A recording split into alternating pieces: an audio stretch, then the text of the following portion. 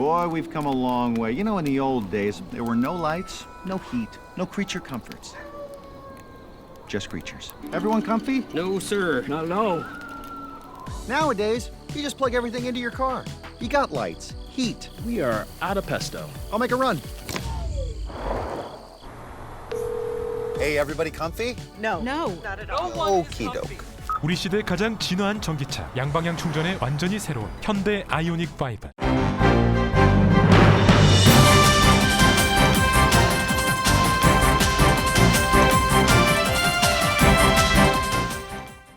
깊어가는 늦가을 11월, 라디오 서울과 함께 건강하고 활기찬 계절 맞이하세요. LA 시장 선거가 박빙의 승부를 보이고 있습니다. 개표율 59%인 가운데 두 후보 간의 격차는 단 2,695표 차로 나타났습니다. 0.5%포인트 차입니다. LA 카운티 셰리프 국장 선거는 두 후보 간의 표차가 더 벌어졌습니다. 로버트 루나 후보가 알렉스 비아누에바 현 국장을 15.5%포인트 앞섰습니다. 캘리포니아주 40지구 연방하원 재선에 도전한 영킴 의원의 당선이 확정됐습니다. 영킴 후보는 당파적 교착을 뚫고 모든 주민을 위해 일하겠다고 밝혔습니다. 45지구 미셸 박스틸 후보는 여전히 우위를 보이고 있습니다. 55%의 개표 결과 54.6%의 득표를 기록해서 45.4%의 상대 후보를 앞서고 있습니다. 오늘 베테랑스 데이를 맞아 연방기관들 휴무합니다. 연방우정국도 오늘 휴무합니다. 상당수의 학교 오늘 수업 없습니다.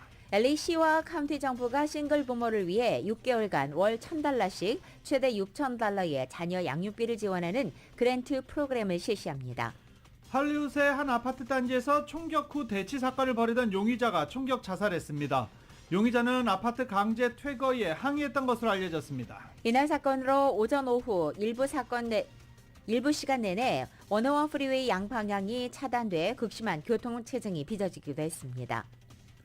코로나 바이러스는 종식된 것이 아니라고 세계보건기구가 경고했습니다.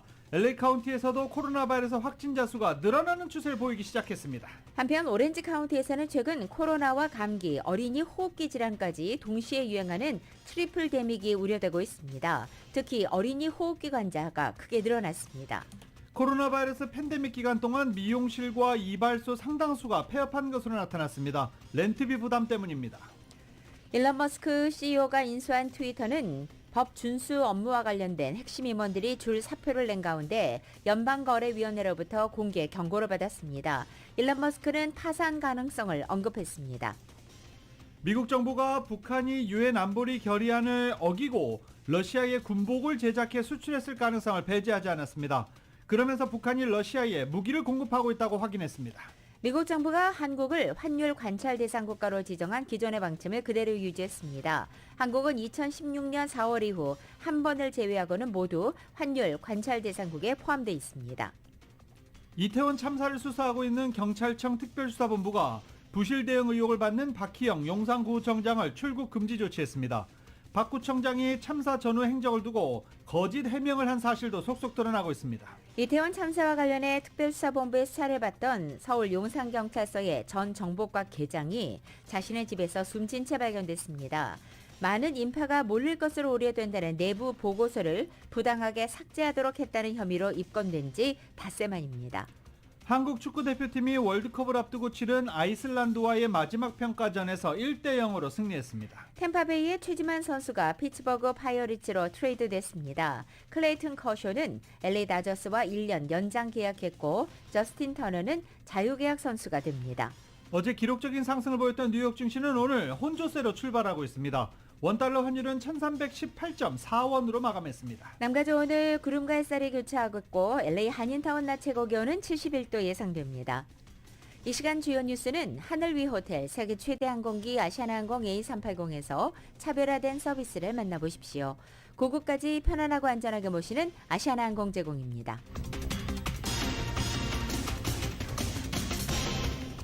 여러분 안녕하십니까? 김윤정입니다. 안녕하십니까? 유지승입니다. 2022년 11월 11일 금요일 라디오 서울 모닝 뉴스 1부입니다.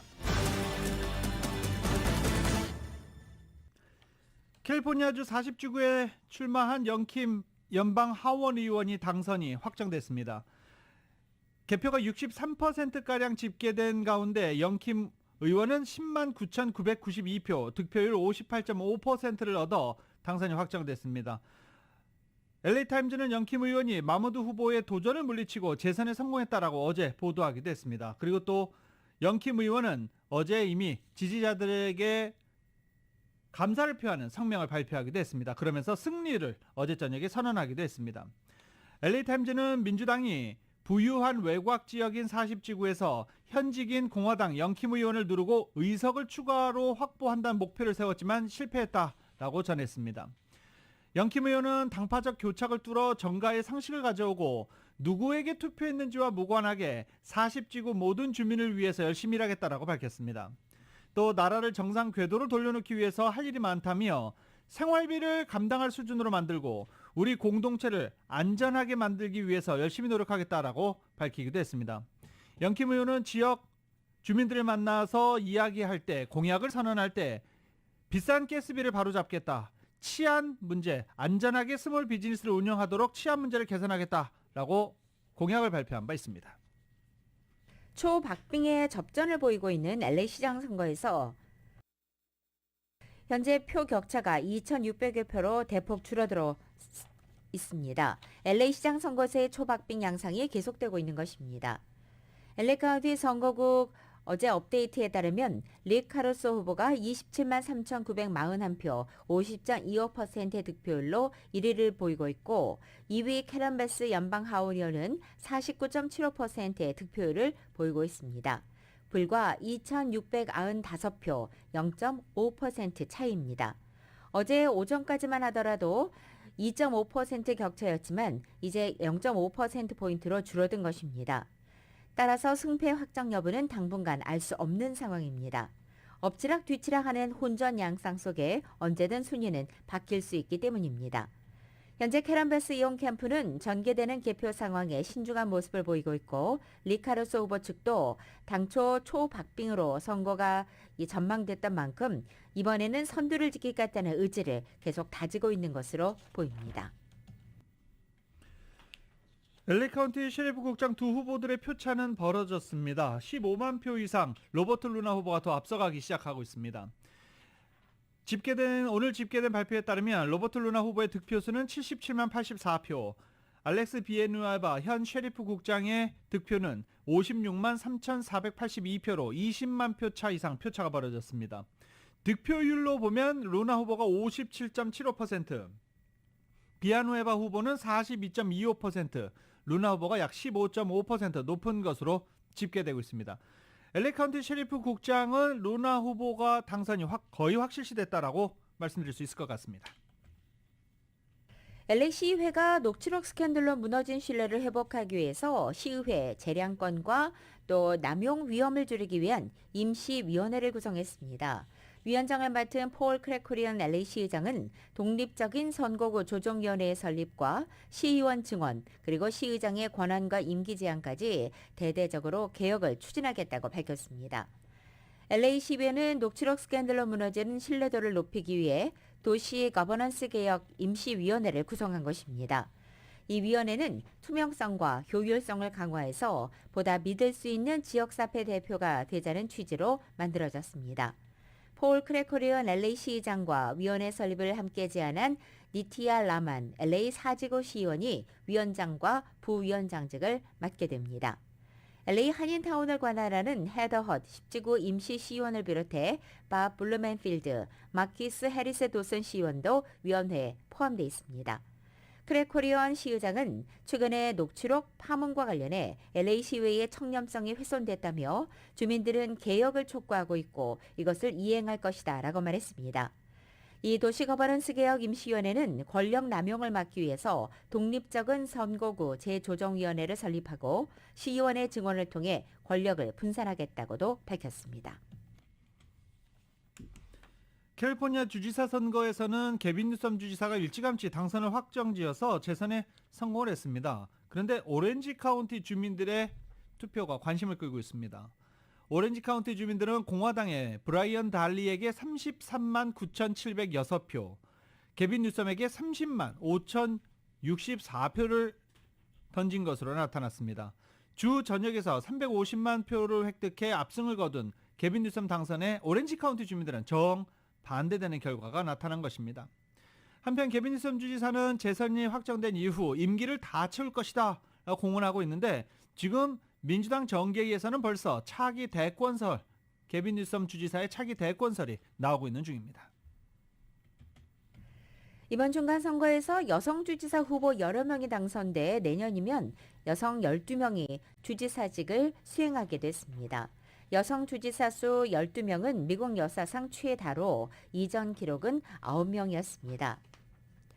KIB 알라바마 주지사와 킴 레이놀즈 아이오와 주지사, 로라 켈리 캔사스 주지사, 제넷 밀스 메인 주지사, 미셸 루안 그리썸 뉴멕시코 주지사와 그레천 휘트머 미시간 주지사, 크리스티 눔 사우스다코타 주지사 등 모두 7명이 재선출됐고 이외에 당선된 현직 주지사도 1명 더 있습니다.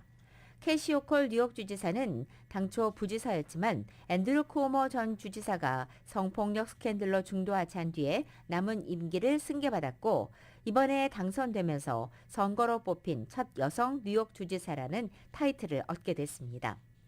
또 새롭게 당선된 여성 주지사 후보는 모두 2명입니다. 이 가운데 한 명이 매사추세츠의 마우라 힐라 후보는 여러모로 신기록을 세웠습니다. 레즈비언이라는 사실을 공개적으로 밝히고서 주지사에 당선된 첫 사례이고 매사추세츠주에서 승계가 아닌 선거를 통해 선출된 첫 여성 주지사가 된 것입니다. 매사추세츠와 아칸소주는 전국적으로 여성 주지사와 여성 부지사가 함께 재임하는 첫 사례라는 기록도 동시에 세웠습니다. 바이든 대통령이 낙태 금지론자들이 여성의 힘을 알게 됐을 것이라며 예상을 깬 민주당의 중간선거 선전 이유 중 하나로 낙태권 이슈와 여성들의 투표 참여를 꼽았습니다. 어제 워싱턴 DC 하워드 극장에서 열린 민주당 전국위원회 연설에서 바이든 대통령은 여러분 모두가 낙태 금지론자들의 간담을 서늘하게 했다라고 말했습니다. 낙태권 박탈을 지지하는 이들은 미국에서 여성의 힘을 전혀 모르고 있었지만 이제 그들이 알게 됐다고 생각한다고 언급하기도 했습니다. 지난 6월 연방대법원의 낙태 금지 판결을 가장 터무니없는 것 중 하나라며 이번 선거에서 미국 여성들은 목소리를 냈다며 주목을 불끈 쥐기도 했습니다. 중간선거에서 20대 투표율이 최근 30년 이래 두 번째로 높은 수치를 기록했습니다. 민주당 성향의 20대 유권자들의 투표율은 경합지역에서 더 높은 곳으로 집계돼 민주당이 예상보다 선전할 수 있었던 이유로 분석됩니다. 오늘 아침 터프투데이 이 정보연구센터에 따르면 현재까지 18세에서 29세 유권자 가운데 27%가 투표한 것으로 추정됩니다. 이것은 1990년대부터 30년간 2018년에 이어서 두 번째로 높은 투표율입니다. 특히 조지아, 미시건, 펜실베니아, 네바다, 뉴햄프셔 등 경합지의 경우 20대 유권자 투표율이 31% 정도를 기록했습니다. 민주공화당이 연방 상원 다수당 지위가 걸린 조지아주에 사활을 걸 태세입니다. 조지아 결선 투표가 상원 장악을 좌우할 최후의 한판 승부가 될 것으로 보고 민주공화 양당이 선거운동 적극 지원에 들어갔기 때문입니다. 공화당 상원위원회의 릭 스캇 위원장도 당장 별도 모금에 착수했습니다. 또 오하이오 상원의원에서 선거 승리한 J.D. 벤슨 당선인도 지지자들에게 조지아 결선을 위한 자금 지원을 개별 촉구하기도 했습니다. 민주당은 조지아 결선을 앞두고 현장 지원에 700만 달러를 추가 투입하기로 했습니다. 다음 달 6일 열리는 이 조지아 상원의원 결선에서도 이에 못지않은 열전이 예상되고 있습니다. 라디오솔 모닝뉴스 2부 미국과 로컬 소식은 주택융자 신청에서 승인까지 딱 하루면 됩니다. 인공지능으로 주택융자 시장을 선도하는 US메트로은행 제공입니다.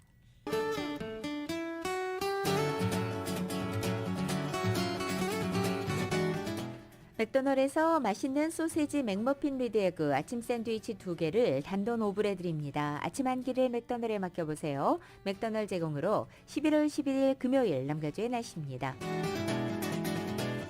오늘도 아침 공기 다소 차갑게 시작하고 있지만 낮 기온은 어제보다 조금 올라서 온화한 날씨 이어갑니다. 하늘에는 구름과 햇살이 교차하지만 대체로 맑은 날씨가 이어지겠습니다. 내일 토요일 낮 기온은 오늘보다 3, 4도가량 떨어지고 일요일에 낮 기온은 3도가량 더 떨어지겠습니다. 최근 남가주의 낮 최고 기온과 밤 기온 모두 평년 기온을 크게 밑도는 가운데 다음 주 중에도 이처럼 쌀쌀한 이 초겨울 날씨가 이어지겠습니다. LA 한인타운의 오늘 낮 최고 기온 71도, 밤 최저 기온 46도, 오렌지 카운티 지역 72도, 47도, 벨리와 일랜드 엠파이어 지역 71도, 46도, 해안 지역은 67도, 47도 되겠습니다. 한국은 오늘 오후에 비가 내립니다. 서울의 오늘 아침 최저 기온 47도, 낮 최고 기온은 72도 되겠습니다. 오늘의 날씨는 맥도널드에서 맛있는 소세지, 맥머핀 리드 에그, 아침 샌드위치 2개를 단돈 5불에 드립니다. 아침 한 끼를 맥도널드에 맡겨보세요. 맥도널드 제공입니다. 라디오 솔모닝 뉴스 2부 이 시간은 1250만 불 교통사고 최고 보상, 교통사고 전문 천재 변호사 리차드 호프만, 존경받는 기업 17년 연속 1위, 소비자 신뢰도 1위, 유한양행 뉴 오리진의 미주 총판 셀리온, 총 20억 달러의 승소, 크고 작은 교통사고와 상해, 브라이언 타필라와 시질러, 메디케어 시니어를 위한 전문의 허가가 아주 빠른 한인 최고 최대의 서울 메디칼 그룹, 더 나은 세상을 만들어 보세요. 올유 기아 스포티지 X 프로. 주택융자 신청해서 승인까지 딱 하루면 됩니다. 인공지능으로 주택융자 시장을 선도하는 US 메트로은행 공동 제공입니다.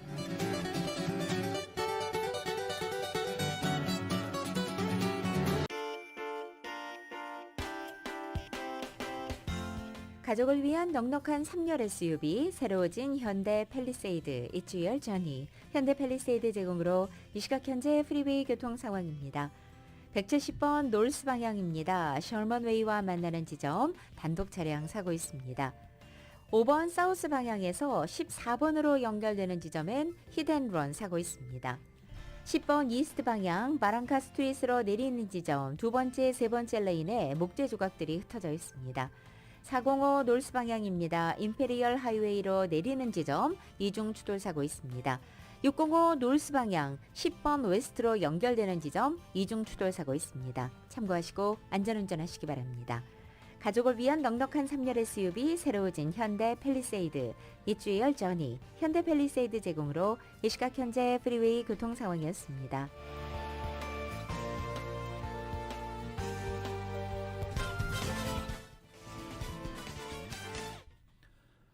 라디오솔 모닝뉴스 함께하고 계십니다. 오늘 베테랑스 데이입니다. 많은 기관들이 휴무합니다. 우체국, 연방정부기관, 연방법원 모두 쉽니다. 상당수 학교들도 오늘 수업을 하지 않지만 지역에 따라 다르고 학교마다 조금씩 다릅니다. LA 통합교육고는 오늘 수업이 없습니다. 주류 은행 대부분도 오늘 쉽니다. 소매업체와 코스코 등 일부 업소들은 오늘 정상적으로 영업을 하고 블랙 프라이데이 딜도 이미 시작한 곳들도 있습니다. 뉴욕 증시도 오늘 개장했습니다. 하지만 채권 시장은 열리지 않습니다. 오늘 베테랑스 데이는 참전 용사들의 희생과 정신을 되새기고 기념하기 위한 연방 공휴일 베테랑스 데이입니다. 어제 헐리우드의 한 아파트 단지에서 퇴거 절차를 진행하던 치안 당국과 한 세입자가 대치극을 벌였습니다. 하지만 이 세입자가 끝내 총격 자살하는 사건으로까지 비화됐습니다. 이은 기자가 전해드립니다. 사건은 10일 오전 8시경 할리우드의 2300블락 코언과 블로바드에 위치한 아파트 컴플렉스에서 발생했습니다. LA 카운티 셰리프국 경관 2명과 아파트 관계자가 세입자에게 퇴거 통보를 전달하기 위해 정문을 노크했는데 퇴거 절차를 밟기 위해 경관들이 출동한 것을 듣고 남성 세입자가 아파트 문을 걸어 잠그고 셰리프국 경관들과 대치극을 벌였습니다.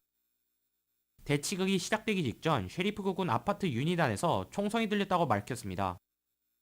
총성은 울렸지만 세입자가 바로 부상을 입거나 하진 않았는데 수시간 대치극이 벌어진 이후 소아팀이 현장에 출동해 문제의 아파트 유닛에 진입했을 때 대치극을 벌이던 세입자는 이미 숨져있는 상태였습니다. 경찰국은 세입자 남성은 스스로 쏜 총에 맞아 숨졌다고 설명했습니다.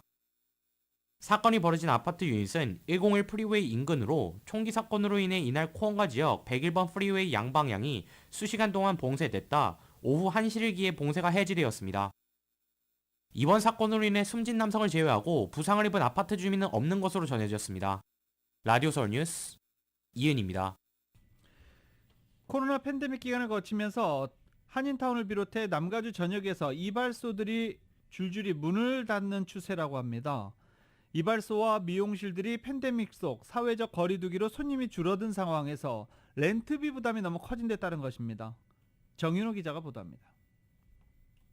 지난주 헤어컷을 위해 오랜만에 라크라센터의 단골 이발소를 찾은 김 씨. 이발소는 문이 닫힌 채 리스를 구한다는 배너만 건물에 덩그러니 붙여져 있었습니다. 라크라센터와 이웃한 글렌데일 지역까지 이발소 몇 군데를 둘러봤지만 상황은 마찬가지였습니다. 약속이나 한 듯 하나같이 다 문이 닫혀 있었습니다. 한인타운도 마찬가지입니다. 타운에 거주하는 이 씨는 그동안 단골로 다니던 팔가와 웨스턴, 그리고 올림픽과 놀만디에 위치한 이발소가 모두 문을 닫은 상황이라 이발소 대신 미용실을 찾고 있습니다.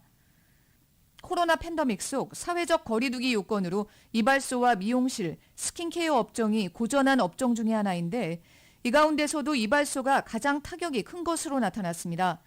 강신용 공인회계사입니다. 남자 이발소가 더 영향을 받은 게 나이 드신 분들이 많이 한국 이발소를 하셨어요. 근데 나이분들이 코로나 바이러스에 더 취약했잖아요, 이번에. 그죠? 제일 걱정하잖아요, 건강이. 예서 다 70 넘은 분들이 많았으니까.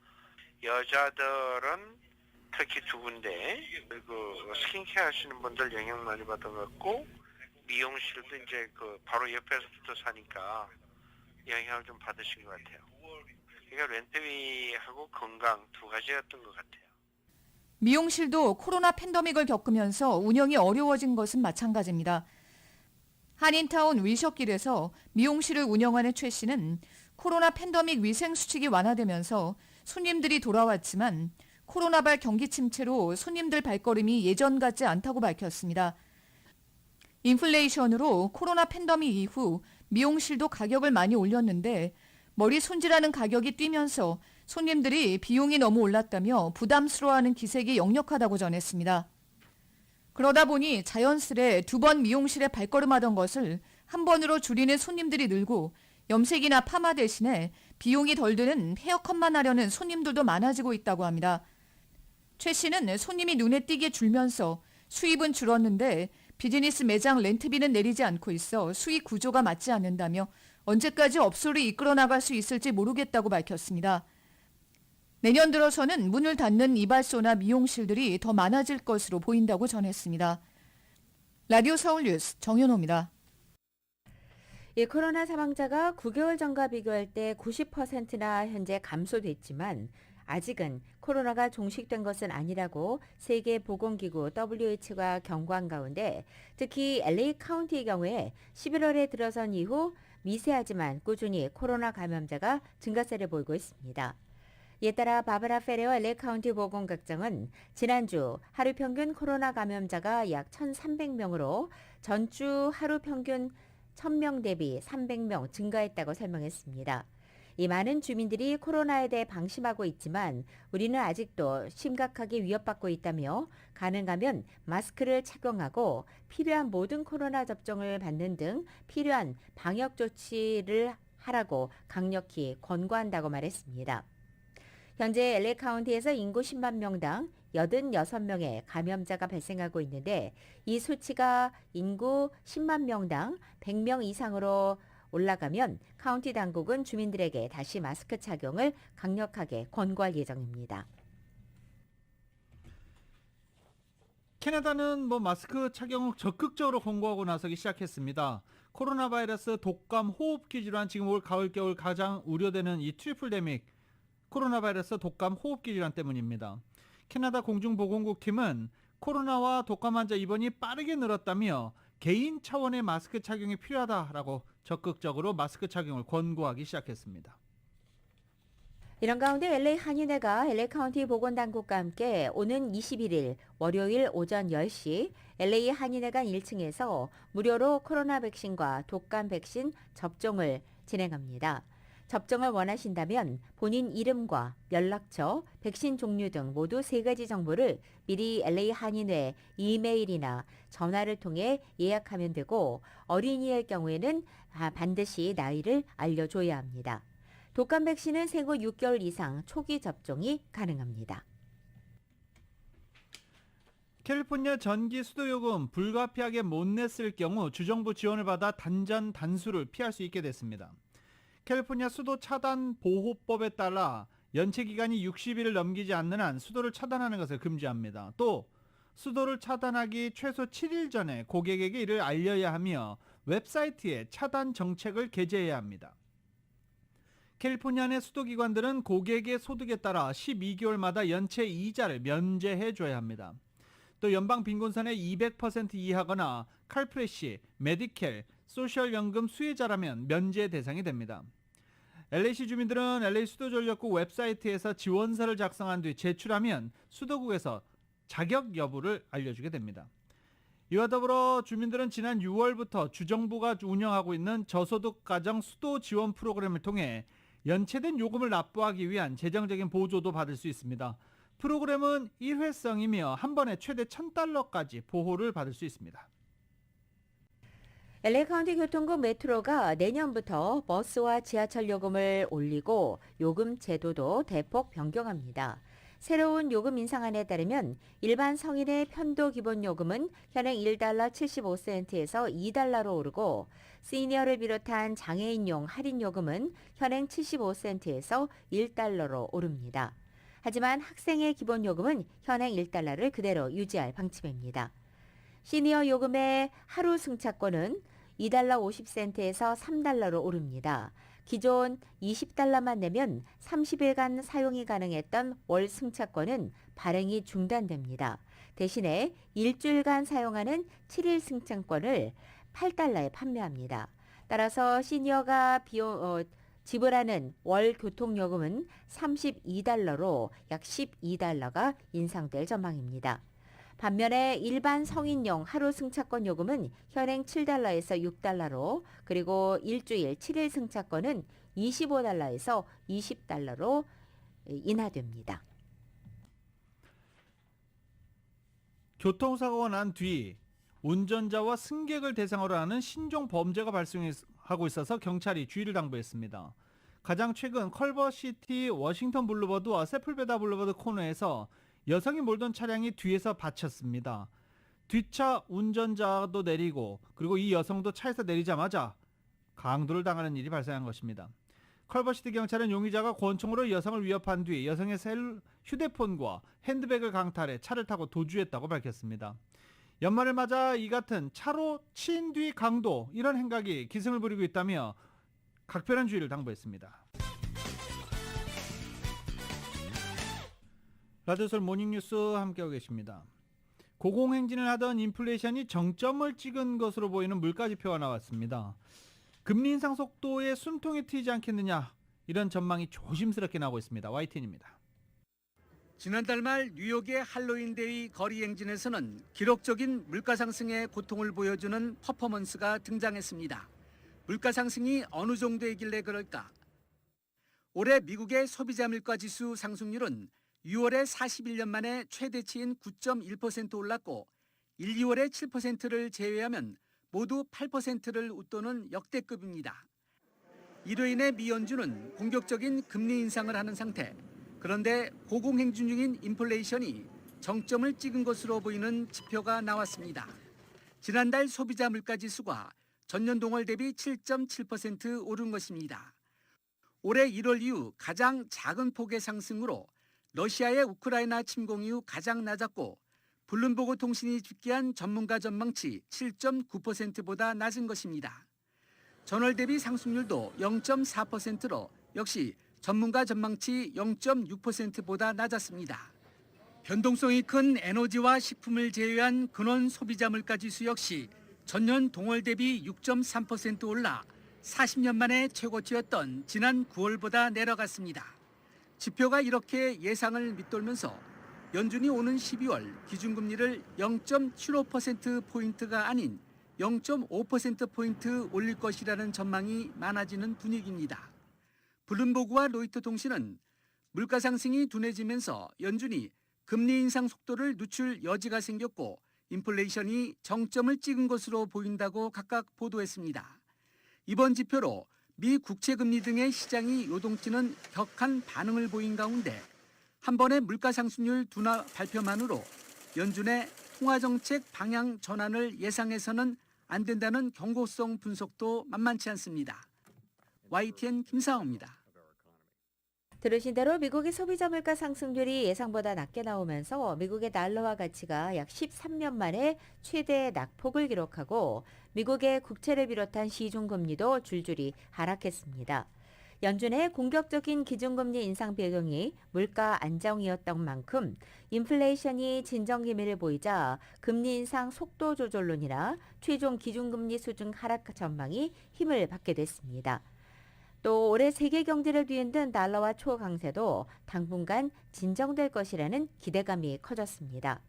이런 가운데 미국 매체 모기지 뉴스데일리 집계에 따르면 어제 30년 고정금리 모기지의 평균 금리가 7.22%에서 6.62%로 0.6%포인트 떨어지는 등 2002년 이후 최고 수준에 근접했던 모기지 금리도 내렸습니다. 다만 이 같은 금융시장 흐름이 얼마나 지속될지에 대해서는 여전히 신중론이 나오고 있습니다. 어제 뉴욕 증시가 코로나 바이러스 이후 최대 상승률을 기록하면서 낙관론이 제기되기도 했었는데요. 그런데 증시가 예전처럼 크게 오르려면 우선 인플레이션이 빠른 속도로 떨어져야 한다라는 평가도 나왔습니다. 오늘 뉴욕 증시는 혼조세를 보이고 있는 상황입니다. 여기에 최종 기준금리 수준이 내년 상반기 4.8%에 이를 것이란 전망이 우세한 상황이어서 연준의 추가 금리 인상 여력도 많이 남아있다라는 지적도 나왔습니다. 샌프란시스코 연방준비은행 총재는 시장 전망치를 믿던 이 10월 소비자 물가지수를 좋은 뉴스라고 하면서도 8%를 넘는 것보단 낫지만 안심할 수준은 아니다라고 강조하기도 했습니다. 미국 정부가 한국, 중국, 일본 등 7개 나라를 환율 관찰 대상국으로 유지했습니다. 한국은 2016년 4월 이후 한 차례를 제외하고는 매번 이 목록에 포함됐습니다. KBS의 보도입니다. 현지 시각 10일 미국 재무부가 주요 교역국 거시경제와 외환 정책 보고서를 발표했습니다. 교역 촉진법 등에 따라 매년 반기별로 의회에 제출하는 보고서입니다. 이 보고서에서 우리나라와 중국, 일본, 독일을 포함한 7개 나라가 환율 관찰 대상국으로 분류됐습니다. 이는 국가가 환율에 개입해 교역 조건을 유리하게 만드는지 지속적으로 살펴봐야 하는 나라들을 의미합니다. 세 가지 기준으로 결정되는데 대미 무역 흑자 150억 달러 이상, GDP 대비 경상수지 흑자 3% 이상, 또 달러 순매수 규모 등입니다. 이 중 두 가지를 충족하면 환율 관찰 대상국이 됩니다. 우리나라는 대미 무역 흑자가 320억 달러에 경상수지 흑자는 GDP 대비 4%를 기록해 대상국이 됐습니다. 2016년 4월 이후 2019년 상반기를 제외하곤 매번 포함됐습니다. 이탈리아와 인도, 멕시코 등 5개 나라는 2회 연속 3개 기준 중 1개만 충족시켜 대상국에서 제외됐습니다. 이번 보고서에서 환율 조작국으로 분류된 나라는 없었습니다. 다만 중국의 경우 외환 개입 관련 정보를 공표하지 않아 투명성이 광범위하게 부족하다는 지적을 받았습니다. 한편 스위스는 이번에도 3가지 요건을 모두 충족해 지난 6월에 이어 심층 분석 대상으로 지정됐습니다. 미 재무부는 스위스에 대한 분석을 강화하기로 했습니다. 스위스도 미국 당국과 대화하고 경제 상황 또 금융 정책에 대한 입장을 밝힌 것으로 외신들은 전했습니다. KBS 뉴스 정지주입니다. 전 세계 쇼핑 대목 블랙 프라이데이를 앞두고 온라인 유통업체 다수가 할인에 앞서서 상품 가격을 미리 올리는 꼼수를 쓰고 있다고 영국의 일간지 텔레그래프가 보도했습니다. 온라인 쇼핑몰 6천 곳의 상품 가격을 비교하는 영국의 사이트 프라이스 스파이스의 최근 보고서에 따라 지난 10월 들어 전체 품목 가운데 24% 가격이 인상된 것으로 집계된 것입니다. 전체 품목 중 12%는 가격 인상폭이 10% 이상으로 높은 수준이었습니다. 행사 직전에 상품 가격을 올려놓으면 나중에 할인율을 적용해도 결국 기존과 비슷한 가격 그대로 팔리면서도 소비자들에게는 더 많은 혜택을 주는 것처럼 보이는 착시 효과를 낼 수 있습니다. 미국에서 시작돼 영국을 비롯한 전 세계적으로 퍼져나간 블랙 프라이데이 기간마다 이 같은 눈속임 세일 현상이 반복되고 있습니다. 텔레그래프는 지난해에도 이와 비슷한 현상들이 목격됐다며 블랙 프라이데이 세일 직전인 10월 1일부터 11월 21일까지 각종 상품 가격 14%가 인상됐다가 당일에는 20 인하됐다고 설명했습니다. 당시 판매가를 비교해 볼 때 블랙 프라이데이 당일 판매 상품의 20% 이상은 행사 전인 11월 1일 때보다 더 비싸게 팔렸고 17%는 행사가 끝난 2주 뒤에 오히려 더 저렴한 가격에 판매되기도 했습니다.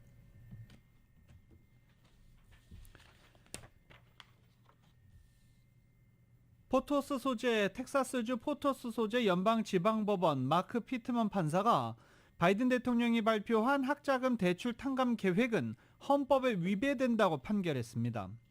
피트먼 판사는 비정부기구인 일자리 창출 네트워크 재단이 대출자 2명을 대신해 제기한 소송에서 학자금 대출 탕감 프로그램은 의회 권한인 입법권을 위헌적으로 행사한 것이라며 즉각 무효화해야 한다고 판결했습니다. 판결문에서 바이든 행정부가 학자금 대출 탕감 계획 근거로 삼은 히어로즈법은 군인들에게 대출 지원을 제공하는 법률로 학자금 탕감 프로그램에 4천억 달러 쓰도록 권한을 부여하는 게 아니라고 밝혔습니다. 앞서 바이든 대통령은 8월 의회 승인을 얻은 법률이 아닌 대통령 행정명령을 통해 1인당 최대 2만 달러까지의 학자금 대출을 덜어주는 제도를 시행했습니다. 의회 예산국은 이 계획에 따라 총 1조 6천억 달러의 학자금 대출 가운데 4,300억 달러가 탕감되고 4천만 명 이상이 혜택을 볼 것으로 추산했습니다. 그러나 이 계획은 발표 직후부터 공화당 측의 반대로 무더기 송사에 휘말렸고 학비를 다 낸 주민들에 대한 소송도 준비되고 있는 것으로 전해지고 있습니다. 일론 머스크 1인 체제가 들어선 지 딱 2주 만이었던 어제 트위터가 점점 수렁으로 빠져드는 모습을 보였습니다. 법 준수 업무와 관련된 핵심 임원들이 줄 사표를 냈고 이것을 계기로 연방거래위원회는 FTC로부터 공개 경고를 받은 것입니다. 유일무이한 이사로서 절대적인 경영권을 행사하고 있는 일론 머스크는 자금 사정이 어렵다면서 임직원들에게 파산 얘기까지 꺼냈습니다. 어제 언론들에 따르면 트위터에서 가짜뉴스 방지 등의 업무를 맡아온 신뢰를 비롯한 안전 담당 글로벌 책임자 요엘 로스와 마케팅을 비롯한 영업 책임자인 로빈 필러가 사표를 제출했습니다. 이 두 사람은 전날 일론 머스크와 함께 광고주 상대 전화회의를 주재하면서 트위터에 향후 계획을 설명했지만 불과 하루 만에 사표 제출 소식이 전해진 것입니다. 고위 임원들의 잇따른 퇴사에 대해 미국의 공정거래 규제 담당 기관인 연방거래위원회 FTC가 어제 깊은 우려를 품고 트위터의 최근 상황을 추적하고 있다고 밝힌 것입니다. 어떠한 CEO나 회사도 초법적인 존재가 아니며 회사들은 합의사항 준수 명령을 따라야만 한다며 트위터가 이 법을 준수하도록 강제하기 위해 추가적인 수단을 사용할 준비가 돼 있다고도 덧붙였습니다. 머스크 체제의 트위터가 FTC 등의 규제당국 명령을 준수하기 위한 검토를 게을리해서 엔지니어들이 안아야 하는 개인적 그리고 직업적, 법적 위험이 커질 것이라는 우려도 나오고 있습니다. 대형 사고가 날 위험이 큰데도 사측이 빨리 업데이트를 내놓으라고 재촉하고 사고가 나면 엔지니어들에게 떠넘기는 수법을 쓸 것이라는 전망도 나오고 있습니다. 라디오 서울 모닝뉴스 함께하고 계십니다. 한국 축구대표팀이 월드컵을 앞두고 마지막 평가전을 치렀습니다. 잠시 뒤에 스포츠 소식으로 전해드리겠습니다. 라디오 서울 모닝뉴스 스포츠 소식입니다. 스포츠 소식은 전문가가 추천하는 이민법과 가정법 전문 재인정 종합법률사무소 제공입니다. 한국 축구대표팀이 카타르 월드컵을 앞두고 치른 마지막 평가전에서 아이슬란드를 1대0으로 이겼습니다. 잘못한 결과죠. YTN이 보도합니다. 네, 유럽파 없이 치른 마지막 평가전이었는데요. 월드컵 본선 무대를 밟기 위한 국내파 선수들의 간절한 투혼이 그라운드에 펼쳐졌습니다. 가장 빛난 선수는 전북의 FA컵 우승을 이끈 송민규와 조규성이었습니다. 송민규는 영의 행진이 이어지던 전반 33분 승부를 결정짓는 헤딩 결승골을 터뜨리며 벤투 감독에게 강한 인상을 남겼습니다. 송민규의 머리에 정확한 크로스를 전달한 조규성의 어시스트도 일품이었습니다. 조금 강했던 침투 패스를 침착하게 잡아서 능숙한 속임 동작으로 상대 수비를 따돌리는 것까지 모두 흠잡을 데 없었습니다. 손흥민의 부상과 황의조의 부진 등 변수가 속출하고 있는 공격진에 백업 공격수로 선택될 가능성을 높였습니다. 우리 대표팀은 후반 들어 6장의 교체 카드를 모두 활용하며 다양한 전술을 시험했습니다. 한 골의 리드를 끝까지 지켜내면서 월드컵을 앞두고 치른 마지막 평가전을 1대0 승리로 장식했습니다. 아이슬란드전을 마친 대표팀은 간소하게 월드컵 출정식을 열고 카타르 월드컵에서의 선전을 다짐했습니다. 벤투 감독은 내일 오후 1시 기자회견을 열어 26명의 카타르 월드컵 최종 명단을 발표하고 대표팀은 일요일 밤 결전지 카타르로 출국합니다. 지금까지 스포츠부에서 YTN 허정원입니다. 카타르 월드컵 개막을 앞두고 벤투호 상대국의 전력들도 속속 드러나고 있습니다. 포르투갈의 호날두는 5번째 월드컵에 나서고 첫 상대국 우루과이는 신구 조화를 이룬 정예 멤버를 공개하기도 했습니다. YTN입니다. 카타르 월드컵에 갈 포르투갈 대표팀 최종 명단이 나왔습니다. 맨유에서 주전 자리가 흔들리는 호날두도 5번째 월드컵에 나서게 됐습니다. 포르투갈 산투스 감독은 호날두를 둘러싼 논란을 감싸 안았습니다. 호날두는 다시 한번 포르투갈의 이름을 드높일 준비가 끝났다면서 소감을 밝혔습니다. EPL에서 뛰는 선수들을 주축으로 39살 베테랑 수비수 페페와 A매치 경험이 없는 19살 수비수 안토니오 실바도 포함됐습니다. 1차전 상대 우루과이도 최종 명단을 발표했습니다. 수아레스와 카바니 등 베테랑들과 누니에스, 발베르데와 같은 젊은 피가 조화를 이뤘고 허벅지 부상으로 수술대에 올랐던 수비수 아라우호도 발탁됐습니다. 기량이 과거 같진 않다고 하더라도 카바니라든가 수아레스 선수의 골 결정력은 우리가 항상 예의주시해야 되고요. 그리고 누네즈 선수가 다시 또 리버풀에서 컨디션을 끌어올리고 있는 와중이거든요. 우리 대표팀은 24일 밤 10시 우루과이를 상대로 16강 진출을 향한 첫 경기에 나섭니다. YTN 이지은입니다. LA 다저스의 클레이턴 커쇼와 1,700만 달러 수준의 연봉으로 1년 재계약할 것으로 알려지고 있습니다. 커쇼의 이름값에 비해서 1,700만 달러, 큰 금액은 아니죠. 클레이턴 커쇼는 1년 계약을 하고 자기의 몸 상태, 건강함을 확인시켜준 뒤에 자유계약 시장에 나갈 것으로 보입니다. 최지만 선수는 피츠버그로 트레이드됐습니다. 피츠버그로 트레이드되면서 박효준, 배지환 이 한인 선수들과 함께 뛸 것으로 기대가 되고 있습니다.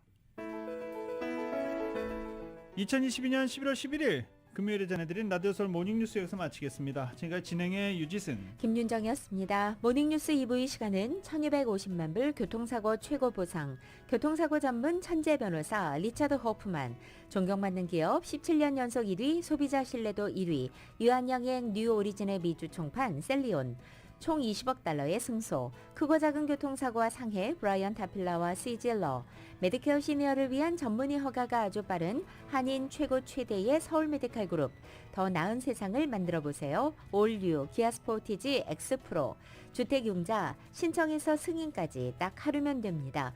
인공지능으로 주택융자 시장을 선도하는 US 메트로은행 공동 제공이었습니다. 잠시 후 9시에는 강희신의 오늘의 미국이 방송됩니다. 함께해 주신 여러분 고맙습니다.